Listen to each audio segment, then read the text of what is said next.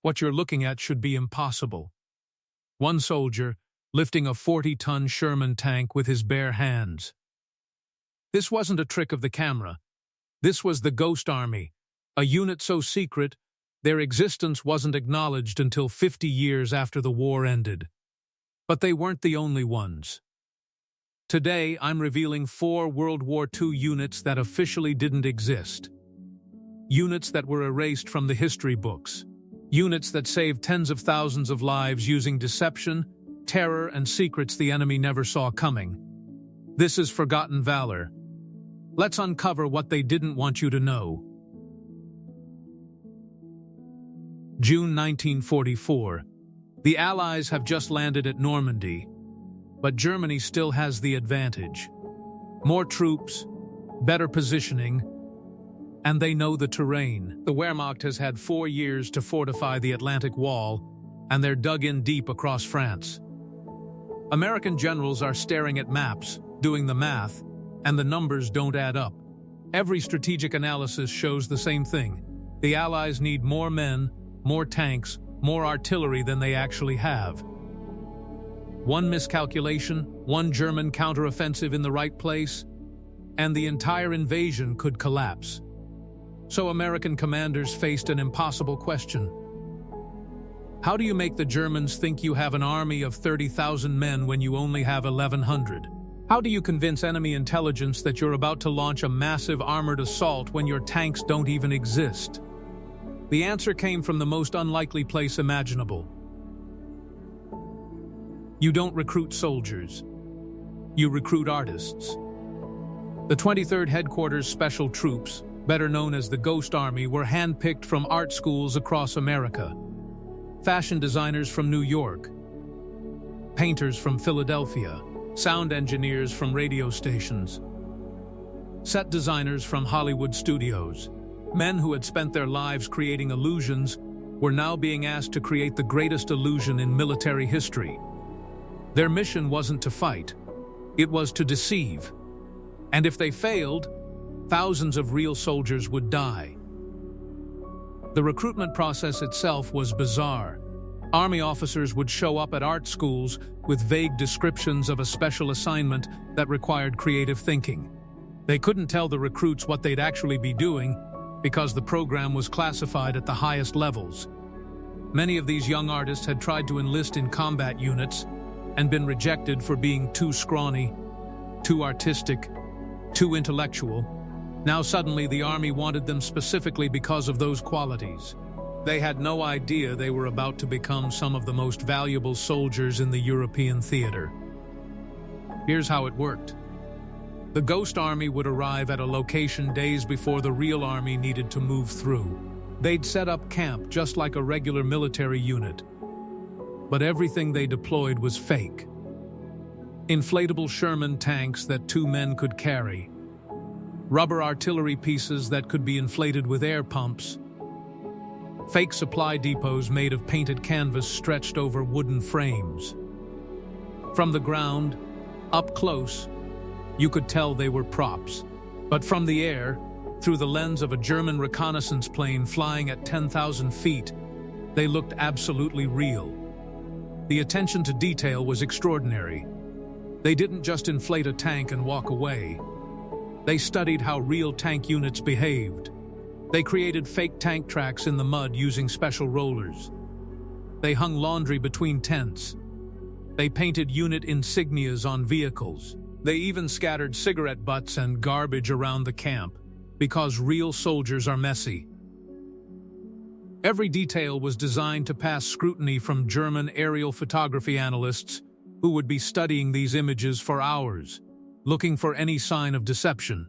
But the visual deception was only half of it. The Ghost Army traveled with something called sonic deception units. These were trucks equipped with massive speakers and libraries of pre-recorded sounds.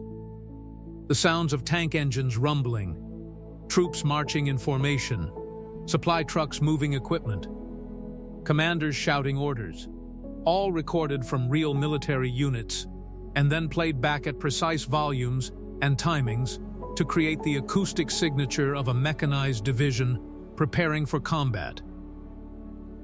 They would position these sound trucks in the woods near German lines and play these recordings at night, when sound travels furthest and when human hearing is most sensitive. German listening posts would pick up the sounds of an entire armored division moving into position.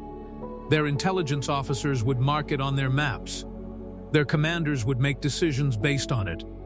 And all of it was phantom noise coming from a truck with speakers. The radio deception was perhaps the most sophisticated element. Every military unit has a distinct radio signature. The pattern of their communications, the call signs they use, the schedule of their transmissions. German signals intelligence was very good at tracking these patterns. So the Ghost Army had radio operators who would mimic the communication patterns of real divisions. They'd send fake supply requests, stage fake arguments between officers, broadcast fake weather reports. Everything calibrated to make German intelligence believe they were intercepting legitimate military communications. And it worked beyond anyone's expectations.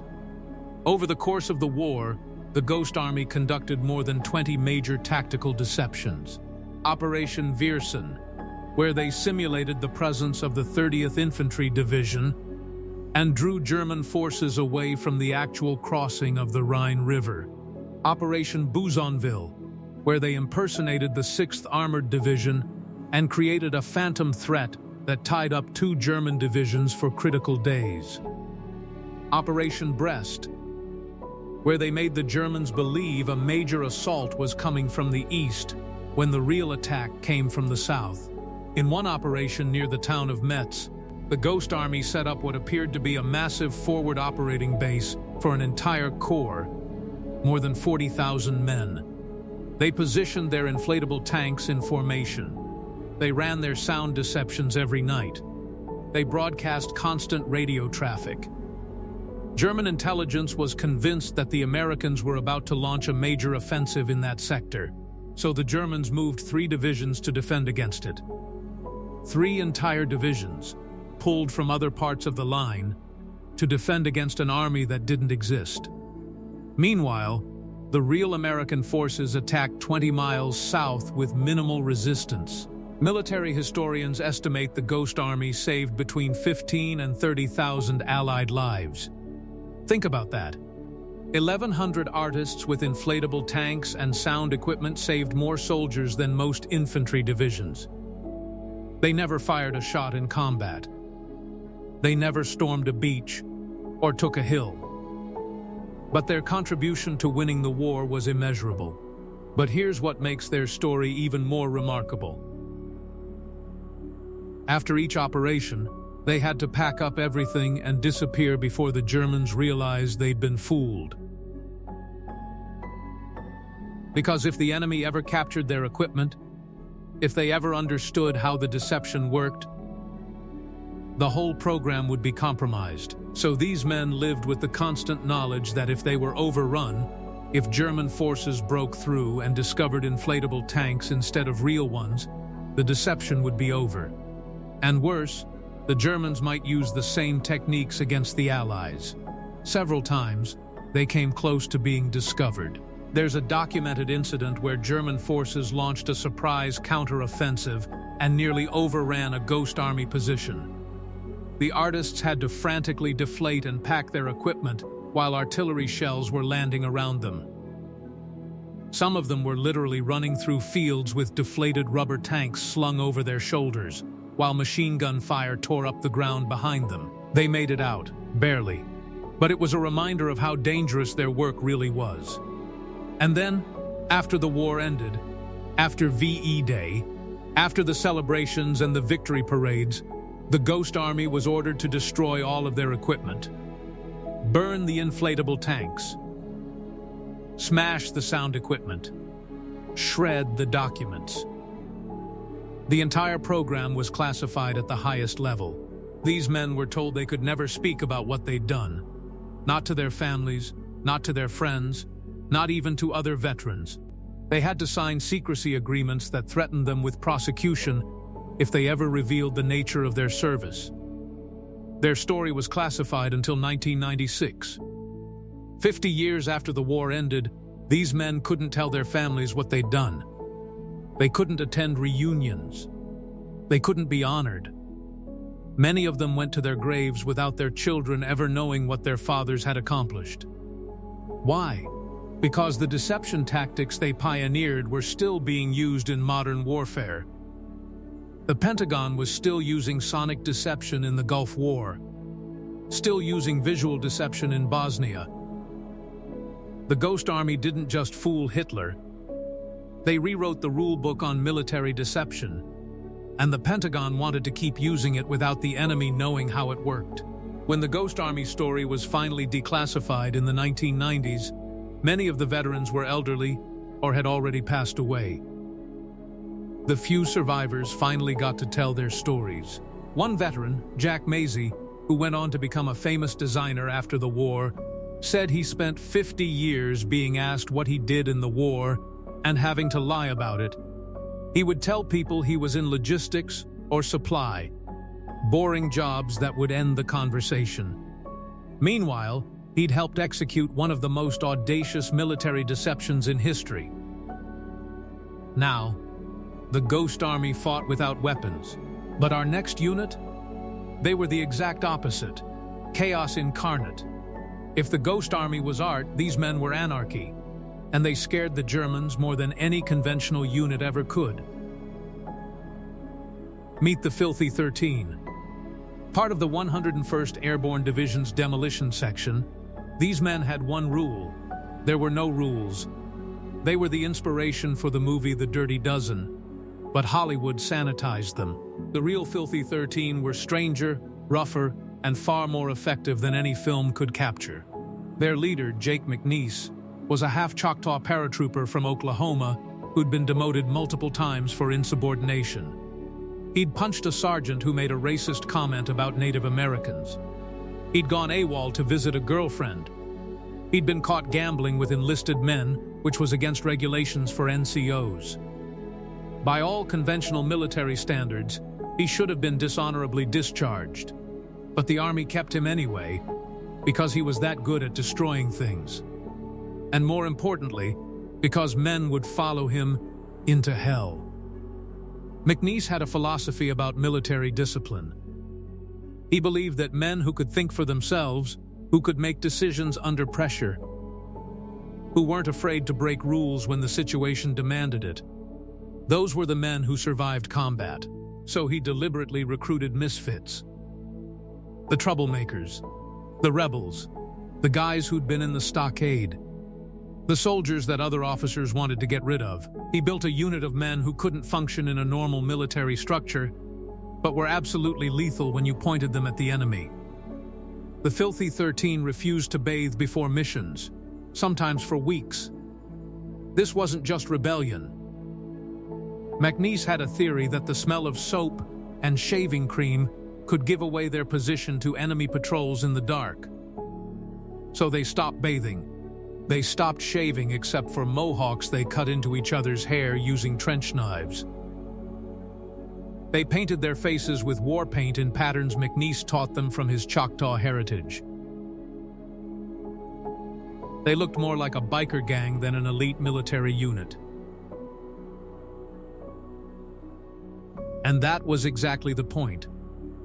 They wanted to look terrifying. They wanted the enemy to see them and panic. The 101st Airborne commanders didn't know what to do with them. On one hand, they were a discipline nightmare. They refused to follow dress codes. They mocked officers. They got into fights with regular troops. On the other hand, when you gave them a target and turned them loose, they accomplished things that regular units couldn't. So the brass made an unofficial decision: keep them isolated from the regular troops. Don't try to make them act like normal soldiers, and use them for the missions that were too dangerous or too chaotic for conventional units. June 5th, 1944. The night before D-Day. While other units prepared in silence, performing last-minute equipment checks and writing letters home, the Filthy 13 threw a raging party. They drank captured German schnapps. They gambled with French francs they'd looted from a previous mission. They painted their faces in elaborate patterns. Some of them shaved their heads completely except for the mohawk. One soldier painted a swastika on his forehead and then drew crosshairs over it. They sang songs. They told jokes. They acted like men who knew they might die tomorrow and had decided not to care. There's a famous photograph from that night. The Filthy 13 lined up in front of their C-47 transport plane, faces painted, mohawks on display, looking directly at the camera with expressions that range from defiant to slightly insane. That photograph was taken by an Army journalist who was documenting the invasion preparations. The Army brass saw it and tried to suppress it. They thought it made American soldiers look like savages, but the photo leaked out anyway and became one of the iconic images of the airborne assault. Then they jumped into occupied France. D-Day, early morning hours, June 6th. Their mission was pure destruction. Blow up bridges to prevent German reinforcements from reaching the beaches. Cut telephone and telegraph lines to disrupt enemy communications. Destroy fuel depots. Mine roads. Create chaos behind enemy lines so the German command couldn't coordinate a response to the invasion. And kill anyone who tried to stop them. Except the jump went wrong. Like most of the airborne operations that night, the planes came in too fast and took evasive action from anti-aircraft fire. The Filthy 13 were scattered across miles of Norman countryside. McNeice landed in a tree and had to cut himself down. Several men landed in flooded fields and nearly drowned under the weight of their equipment. They were supposed to jump as a unit and hit their objectives together. Instead, they were spread out across enemy territory with Germans everywhere. So they improvised. Small groups of 2 or 3 would link up, hit whatever target was closest, then move to the next one. McNeice gathered 5 men and spent the next 2 days moving through German lines, hitting targets of opportunity. They blew up a German staff car with a gammon grenade, killing 2 officers and scattering documents everywhere. They cut communication lines. They ambushed a supply convoy. They operated completely independently, making decisions on the fly, surviving through a combination of violence and audacity. But they didn't just complete missions. They terrified the Germans in a way that went beyond normal combat. Imagine you're a Wehrmacht soldier in the French countryside. It's dark. You hear explosions in the distance. Then you hear screaming. Not the screaming of wounded men, but war cries, primal and savage. Then you see them. Faces painted like demons. Mohawks making them look inhuman in the darkness. They're not advancing in formation or following any tactical pattern you recognize. They're just appearing out of the shadows, throwing grenades, firing weapons, and then vanishing back into the night. The Germans started calling them Geister, ghosts. German after-action reports from Normandy describe encounters with American Indians or savages who fought without fear and disappeared into the darkness. Some German units reported that these soldiers couldn't be killed, that bullets passed through them. This was obviously not true, but it shows how psychological warfare works. The Filthy 13 had created a reputation that exceeded reality, and that reputation made the enemy hesitate, make mistakes, panic. Their reputation became so legendary that Hollywood made a movie about them, The Dirty Dozen, released in 1967. Except the movie changed everything. In the film, they're convicts recruited for a suicide mission. In reality, they were volunteers who'd chosen to be there. The movie showed them as brutal and barely controlled. The real Filthy 13 were actually highly skilled soldiers who used unconventional tactics. The movie made them into anti-heroes who died completing their mission. Most of the real Filthy 13 survived the war.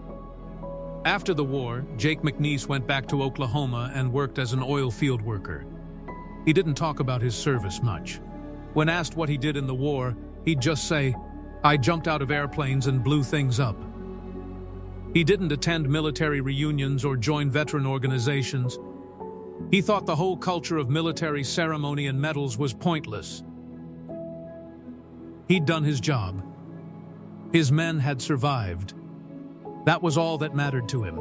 But decades later, when the story of the Filthy 13 started to come out through military historians, McNeese was tracked down by researchers and journalists.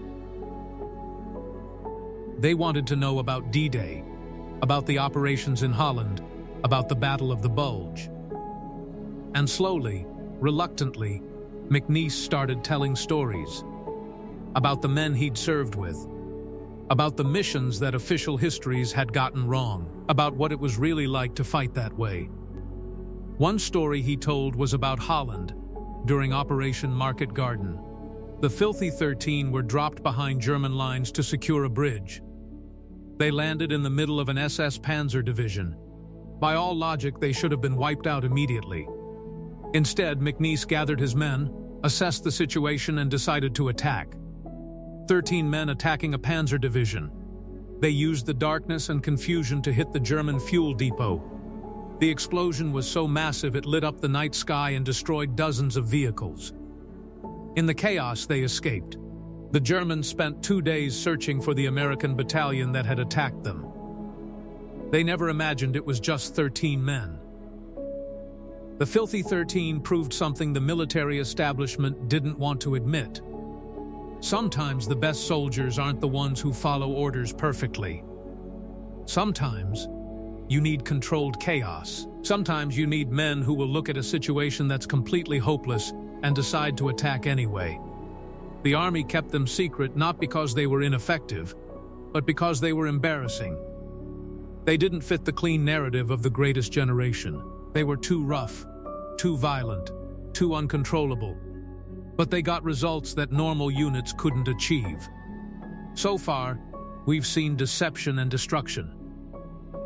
But our next unit combined both, with an added element that made the Nazis panic. They flew at night, in silence. And they were all women. In a military that didn't believe women could fight, these pilots proved everyone wrong and became the most feared bombers on the Eastern Front. 1941. The Soviet Union is bleeding. Hitler's forces have launched Operation Barbarossa, the largest military invasion in human history. 3 million German soldiers are pushing deep into Russian territory. Soviet losses are catastrophic. Entire armies are being encircled and destroyed. Stalin is desperate for any advantage, any way to slow the German advance. So he does something unprecedented in military history. He authorizes all-female combat aviation regiments. The 588th Night Bomber Regiment was formed under Major Marina Raskova, a legendary Soviet aviator who'd set multiple flight records before the war. Raskova was a national hero, famous enough that Stalin personally approved her proposal to form women's aviation units. But there was a catch. The Soviet Air Force was stretched thin. They'd lost thousands of aircraft in the first months of the war. They didn't have modern bombers to spare for an experimental women's unit. So the 588th was given Po-2s, biplanes made of plywood and canvas. These planes were originally designed as crop dusters and basic trainers. They were the aviation equivalent of a Model T Ford. 2 open cockpits, one for the pilot and one for the navigator. Maximum speed of 94 miles per hour. They had no armor plating, no defensive weapons, no radio, no parachutes, because the parachutes were needed for male pilots flying real combat missions. They could barely carry 2 bombs, each weighing about 25 pounds. The entire aircraft was held together with wire, wood, and fabric. When German pilots first encountered Po-2s, they laughed. Luftwaffe pilots were flying Messerschmitt 109s and Focke-Wulf 190s, aircraft that could fly 400 miles per hour and carried heavy armament. The idea that these primitive biplanes could be a threat was absurd. They stopped laughing very quickly. Here's what made them terrifying. The Po-2's slow speed and wooden construction actually made them invisible to German radar. Radar systems of that era were designed to track fast-moving metal aircraft. The Po-2 flew too slow and had too little metal to generate a return signal. They flew too low for German anti-aircraft batteries to track effectively. Their slow speed meant that German fighter planes had trouble shooting them down because the fighter's stall speed was faster than the Po-2's maximum speed. If a Messerschmitt tried to slow down enough to line up a shot, it would stall and crash. But the real genius was their bombing technique. The 588th developed a tactic that was simple but devastatingly effective. They would fly in groups of 3. The first plane would approach the target with its engine running normally. German searchlights would lock onto it. Anti-aircraft guns would open fire. Then, while the Germans were focused on that plane, the second and third Po-2s would approach from different angles with their engines cut off. When you cut the engine on a Po-2 and put it into a glide, it becomes almost completely silent. All you can hear is the wind whistling through the wooden struts and fabric wings. To the Germans on the ground, it sounded like a broom cutting through the air. That's where the name came from. Nachthexen. Night witches. The German soldiers believed these women were flying on broomsticks like witches from folklore. The first indication that you were being bombed by the night witches was the explosion. By the time you heard the whistle of the wind through their wings, the bombs were already falling, and by the time you realized what was happening, they'd already restarted their engines and were climbing back into the darkness. Then the next pair would come in, and then another, all night long. The psychological effect was devastating. German troops on the Eastern Front lived in constant fear of the night witches. You couldn't see them. You couldn't hear them until it was too late. Radar didn't detect them. Fighter planes couldn't catch them. They came every night, hitting supply depots, ammunition dumps, troop concentrations, headquarters buildings. There was no defense except to dig deeper and hope they picked a different target. But flying these missions was incredibly dangerous for the women pilots. The Po-2 had no heating, and they were flying at night over the Russian winter. Pilots would get frostbite on their faces from the wind. The planes had no instruments for night flying, so they navigated by landmarks and dead reckoning. If you got lost, you'd run out of fuel and crash in enemy territory. The planes were so flammable that a single tracer round could set them ablaze. And they had no parachutes. So if your plane caught fire, you burned to death in the cockpit. Over 4 years, the 588th Night Bomber Regiment flew over 23,000 combat missions. Some pilots flew up to 18 missions per night. Think about that. Taking off, flying to the target, bombing, flying back, landing, rearming, refueling, and doing it again. 18 times in one night.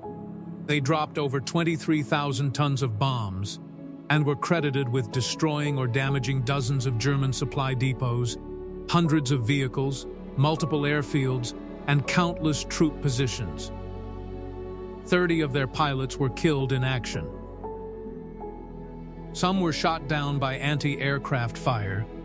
Some crashed due to mechanical failure or pilot error in the darkness. Some were caught by German night fighters who learned to patrol at lower altitudes specifically to hunt for Po-2s. But considering how many missions they flew and how primitive their aircraft were, their survival rate was actually remarkable. And they weren't just dropping bombs. They were also running supply missions to Soviet troops that had been cut off behind German lines, flying in medical supplies, ammunition, food, landing in fields behind enemy lines in the middle of the night, unloading supplies, and taking off again before German forces could respond. These missions were even more dangerous than the bombing runs because they had to land and stay on the ground for several minutes, completely vulnerable. After the war, you'd think these women would be celebrated as heroes, and some were. 23 of them received the Hero of the Soviet Union Medal, the highest military honor, but most of them went back to their normal lives and found that Soviet society didn't know what to do with them. They'd proven that women could fly combat missions as effectively as men. They'd terrified the Wehrmacht. They'd helped win the war. But the Soviet propaganda machine wanted to emphasize male heroism and female suffering. Women were supposed to be factory workers or nurses, supporting the men who fought. Female combat pilots didn't fit that narrative, so their stories were quietly pushed aside. They weren't featured in war monuments or history books. When they applied for jobs after the war, their military service was often dismissed. One pilot reported that when she applied to fly for the Soviet civil aviation system, she was told that her combat experience didn't count because she'd only flown Po-2s, not real aircraft. Another was told that airlines didn't hire women pilots because passengers wouldn't feel safe with a woman flying the plane. It wasn't until decades later that Western historians rediscovered their story. In the 1980s and 1990s, researchers started interviewing the surviving night witches and piecing together the full scope of what they'd accomplished. Books were written, documentaries were made. Finally, these women got some of the recognition they deserved. One of the surviving pilots, Nadezhda Popova, who flew 852 combat missions, more than any other woman in history, gave an interview in the 1990s. She was asked what she wanted people to know about the night witches. She said, "We weren't trying to prove anything. We were just trying to survive and help our country survive." But I think we did prove something. We proved that courage has no gender. We proved that you don't need the best equipment if you have the best people. And we proved that the people writing history often erase the ones who don't fit their story. Our final unit didn't use inflatable tanks or silent planes. They used something far more powerful, the enemy's own language. And it gave them access to the darkest secrets of the Third Reich. These men were some of the most valuable intelligence assets the Allies had, and most of them had barely escaped the Holocaust with their lives. 1938. The Anschluss. Germany annexes Austria. Jewish families across Germany and Austria face a choice: stay and face increasing persecution, or flee and leave everything behind. Thousands chose to flee. They abandoned their homes, their businesses, their entire lives. Many came to America with nothing but the clothes on their backs. They were refugees, dependent on the charity of Jewish organizations and the American immigration system. They'd lost everything. By 1942, the U.S. Army realized something. These refugees possessed an incredible asset that couldn't be trained or faked. They spoke perfect German, not German learned in a classroom with an American accent, but native, fluent German. They understood German culture, German psychology, German military terminology. They knew how Germans thought. And they had every reason in the world to want the Nazis defeated. So the Army started recruiting them into a top-secret intelligence training program at Camp Ritchie, Maryland. Over 15,000 men eventually trained at Camp Ritchie, but roughly 2,000 of them were German and Austrian Jews who had escaped the Holocaust.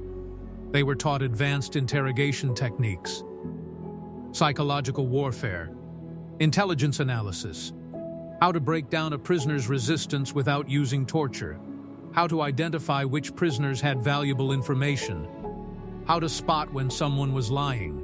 Then they were sent back to Europe, wearing American uniforms, to fight the regime that had tried to exterminate them. Think about what that meant. These men had fled Germany to escape being murdered. Their families, their friends, everyone they'd known growing up was either dead or trapped in concentration camps. And now they were going back, voluntarily, to face the people who'd done this. If they were captured, and the Germans realized they were Jews, they wouldn't be treated as prisoners of war. They'd be sent straight to the camps. Some of them carried cyanide capsules in case they were captured, preferring death to being taken alive by the SS. Here's what made them so effective as intelligence operatives. When Allied forces captured German prisoners, standard interrogation techniques often didn't work. Trained Wehrmacht or SS soldiers knew to give only name, rank, and serial number. They'd been taught to resist interrogation. They knew the Geneva Convention rules about how prisoners should be treated. So they'd sit there, silent, and wait to be sent to a POW camp. Then a Ritchie boy would walk in, speaking perfect German, understanding every cultural reference, knowing exactly which psychological buttons to push. The prisoners had no idea they were speaking to Jews. Many of them assumed they were talking to fellow Germans who'd emigrated to America before the war, or Austrian Americans or Sudeten Germans. So they talked. They talked about troop positions, supply routes, defensive plans, who their commanders were, where units were being moved, everything. The Ritchie boys were responsible for gathering over 60% of the actionable intelligence on the European front. 60%. More than half of the useful intelligence that helped the Allies win the war came from these men. They identified Nazi war criminals hiding in POW camps. They discovered hidden weapons caches that contained enough arms for resistance movements. They helped locate concentration camps before liberation by interrogating German soldiers about where Jewish prisoners were being held. But their greatest weapon wasn't just gathering information. It was psychological warfare. The Ritchie boys understood German culture so intimately that they could manipulate German soldiers in ways that American-born interrogators couldn't. They knew which arguments would resonate. They knew how to appeal to a prisoner's sense of honor or survival. They knew how to make cooperation seem like the logical choice rather than betrayal. Some Ritchie boys would pose as German officers and infiltrate enemy camps to gather intelligence. They'd walk right into German positions, speaking perfect German, wearing captured uniforms, and just listen to what soldiers were saying. Others would man loudspeakers at the front lines, broadcasting propaganda in perfect German, telling soldiers their position was hopeless, describing the warm meals and safety awaiting them if they surrendered, using words and phrases calculated to break German morale. One famous operation involved a Ritchie boy named Stefan Louis. He was fluent in German and French, having grown up in Vienna. After D-Day, he was assigned to interrogate prisoners from the 352nd Infantry Division, one of the units that had defended Omaha Beach. The Americans needed to know what German reserves were available and where they were positioned. Louis spent 3 days interrogating a captured German major who refused to provide any useful information beyond name and rank. So Louis changed tactics. He started bringing the major coffee and cigarettes. He'd sit with him and chat about Vienna before the war, about cafes and music and the things they'd both lost. He never directly asked about military information. He just built rapport, made the major see him as a human being rather than an enemy. After several days of this, the major started talking. Not because he'd been broken, but because Louis had made it easy for him to rationalize cooperation. The major convinced himself he was just having conversations with a fellow Austrian, not giving intelligence to the enemy. The information he provided helped identify 3 German divisions that were being moved to reinforce the Normandy front. Another Ritchie boy, Guy Stern, had an even more personal mission. Stern's entire family had been murdered in the Holocaust. His parents, his siblings, everyone he'd grown up with was dead.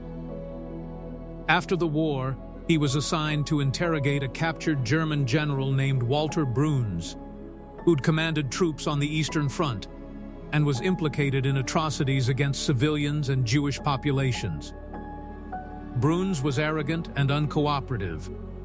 He saw Stern as just another American soldier and refused to provide any useful information. Stern spent weeks building a case against Bruns, cross-referencing his testimony with other prisoners and captured documents. He identified contradictions in Bruns's story. He presented evidence of war crimes, and he did all of this while maintaining perfect professionalism, never revealing that he was Jewish, never letting personal emotion show. The intelligence Stern gathered was used to convict Bruns at the Nuremberg trials. Only years later, after the trials were over, did Stern reveal to a colleague that the man he'd helped convict had been directly responsible for the deaths of hundreds of Jews in Poland, possibly including members of Stern's own family. This was the burden these men carried. They were interrogating the people who'd murdered their families. They were gathering evidence about atrocities committed against their communities. And they had to remain professional and effective the entire time. They couldn't let emotion compromise their work. Because if they did, if they broke, then the perpetrators might escape justice. After the war, most Ritchie boys stayed quiet about their service. Some feared retaliation from Nazi sympathizers who'd emigrated to America. The Cold War was beginning, and suddenly having been born in Germany or Austria made people suspicious of you. Some Ritchie boys were actually investigated as potential communist spies because they spoke fluent German and Russian. It was absurd, accusing Holocaust survivors of being enemy agents, but it happened. Others simply wanted to move on. They'd lost their families. They'd seen the camps after liberation. They'd interrogated the men responsible for genocide. They wanted to build new lives in America and try to forget what they'd seen. So they went to college on the GI Bill. They became professors, businessmen, doctors, lawyers. They raised families. And they didn't talk about the war. Their story remained classified for decades. Parts of the Ritchie Boys program weren't declassified until the 2000s. By then, many of them had died. The survivors were in their 80s and 90s, but when historians finally started documenting their stories, what emerged was a picture of some of the most effective intelligence operatives in American military history. Military historians credit the Ritchie Boys with shortening the war in Europe by months, possibly even a year. Every piece of intelligence they gathered, every prisoner they broke, every defensive position they identified meant fewer casualties for Allied forces. Tens of thousands of lives were saved because these men, these refugees who'd lost everything, chose to go back and fight. So here's what connects all four of these units. The Ghost Army, the Filthy 13, the Night Witches, the Ritchie Boys. They all succeeded because they didn't fit the mold. They weren't what anyone expected soldiers to be. Artists, rebels, women, refugees. The military establishment didn't know what to do with them. Conventional commanders didn't trust them. And that's exactly what made them so effective. They approached warfare differently because they thought differently. The Ghost Army succeeded because they understood that war isn't just about firepower, it's about perception. The Filthy 13 succeeded because they understood that sometimes controlled chaos is more effective than rigid discipline. The Night Witches succeeded because they turned their disadvantages, primitive aircraft, no equipment, being underestimated, into tactical advantages. The Ritchie Boys succeeded because they had personal stakes in the outcome that went beyond patriotism or duty. And the military tried to bury all their stories. Not because they failed, but because they were inconvenient. They challenged the narrative of what a hero looks like. They proved that the best soldiers don't always fit the stereotype. The military wanted clean, simple stories about brave men following orders and winning through courage and discipline. These units showed that real warfare is messier, stranger, and more complex than the official histories admit. The Ghost Army was kept secret for 50 years because admitting that we'd won battles using inflatable tanks would undermine the image of American military might. The Filthy 13 were downplayed because they made the army look undisciplined. The Night Witches were forgotten because Soviet propaganda didn't want to admit that women could fight as well as men. The Ritchie boys were classified because intelligence work happens in shadows, and admitting that Holocaust survivors had been our best interrogators might complicate Cold War narratives about Germany. These units saved lives. They changed the course of history, and for decades they were erased from the books. Their families didn't know what they'd done. Their communities didn't honor them. History moved on without them. But now you know.